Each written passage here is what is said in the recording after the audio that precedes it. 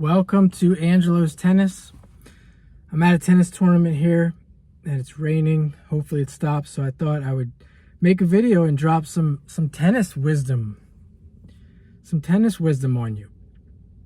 And when learning about tennis, the first thing that you have to know is that your first job is not to learn tennis. It's to sift through all the bullshit. That's the first thing you want to do. And in order to sift through all the bullshit, you got to know that you know nothing. You got to have, even if you think you know something, you got to have the attitude. You got to go into it as if you got to, maybe if of course you might think highly of yourself and you might think that you're smart, but you have to go into it with the attitude that you know nothing. And you have to go into it looking for the bullshit. So it's not so much, what can I learn to get better? It's, what can I find that doesn't make any sense that I can get rid of?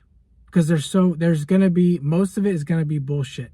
And you're really looking to simplify things. So here are some of the things that you might run into that you'll think is right, smart, intelligent, but really it's bullshit.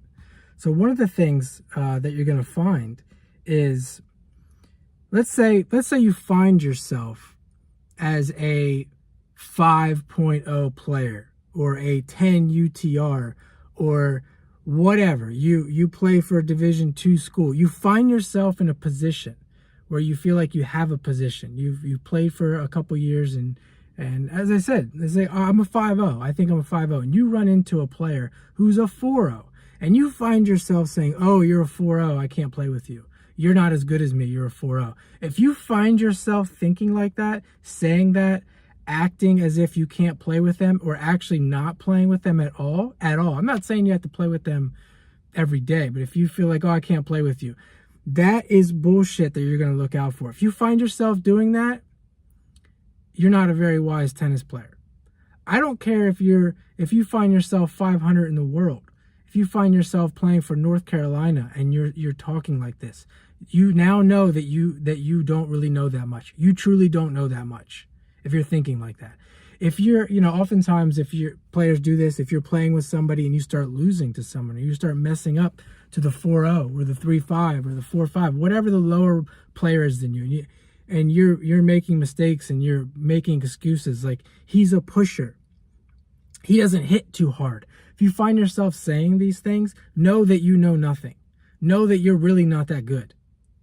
You're really not that good. So a couple more things I'll say. Really, if you could just live by this principle right here. If you're under the age of 30, if you're a tennis player and you're under the age of 30, I don't care who you are, what level you are, know that you know nothing.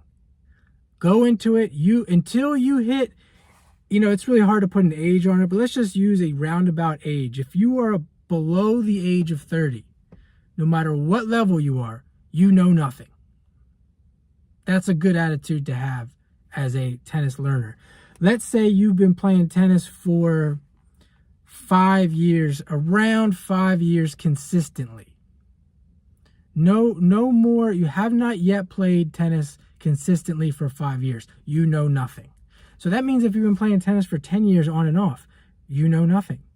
So you can see what I just did there. If you're under the age of 30, even if you've been playing tennis since you were 2 years old, you know nothing. If you are 45, 50, and you've been playing tennis for 5 years consistently, less than 5 years consistently, you know nothing. In fact, so you can put those two together. You've been playing tennis for 7 years consistently. Maybe you're 42 years old, you're 37 years old. Now you may know a little bit of something. If you haven't reached those two markers or one of those two markers, you don't know nothing. That's the attitude you want to go into this. And I'm telling you, as a 42-year-old who's been playing tennis since he was 12 years old, who's played tennis for a period of 8 years consistently every day of my life, looking, not only just that, but looking and searching for tennis wisdom, to be a better player, etc. This is coming from this person, and I can tell you that those two rules apply. From my experience, those two rules apply. Under 30, less than 5 years, you know nothing. If you find yourself saying things like, well, I have this coach and I can't listen to any other coaches because this coach is the best, you know nothing. You absolutely know nothing. If you worship your coach or you worship any coach, you know nothing. Because remember, your main task isn't to find another coach who knows something that you can learn from. It's to find another coach so you can sift out all the bullshit. Once you get rid of all the bullshit, then you start to know. You start to know things. It's not about what you can know. It's about what you can know that isn't correct. So if you find yourself saying that, you have a coach, he's the greatest coach ever, etc. Even if you're saying that about me, I might even think that about myself. If you find yourself saying this guy is the man, he knows everything, etc., you don't know anything. You got to be looking at other coaches. You got to be looking at other players. And let me just add another one, because these all kind of tie together. If you find yourself critiquing someone else's technique and saying things like, oh, his take back isn't big enough, his backswing isn't short enough, he's not finishing over the shoulder. If you find yourself saying anything that's like this, he doesn't have enough topspin, etc., etc. I could go through 100 different things that you could say. Anything that's like that, you find yourself saying like that, you absolutely know nothing. You know nothing. If you find yourself critiquing tennis players based on their technique, you know nothing. You can make observations like that. You can make an observation and say neutrally, his finish is over the shoulder without judgment. That's different. But if you find yourself saying, oh no, he shouldn't do that, that's wrong. That's wrong. He needs to play with more topspin. Then that's gonna help him play better. That's gonna help him win by playing with more topspin. If you find yourself saying things like that, you are delusional and you know nothing. You're not on the path yet of learning.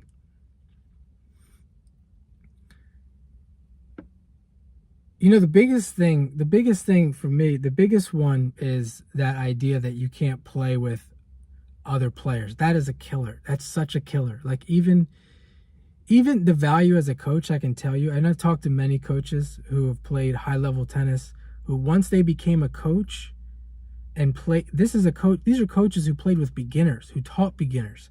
They feel like they're better players having the experience of coaching and being on the court with beginners. So it goes back to what I'm saying. If you find yourself, I can't be on the court with those players, they're not good enough. You are from that perspective, you are making a mistake. So a lot of this has to do with ego. Ego in tennis is huge. I think it's one of those, it's pretty much in all avenues of life, but especially tennis, people that are in tennis usually have some form of ego, and it's an avenue of dissolving the ego, because that's the only way that you're going to get to be the best form of yourself, the best form of a tennis player. You look at Djokovic. Djokovic is a prime example of that.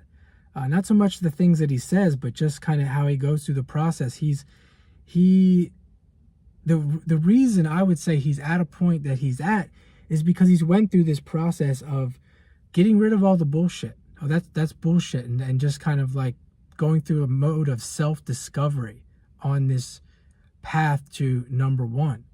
So I'll leave it there for now. I went a little bit longer than I wanted to. Hope this finds you well, and have a great day.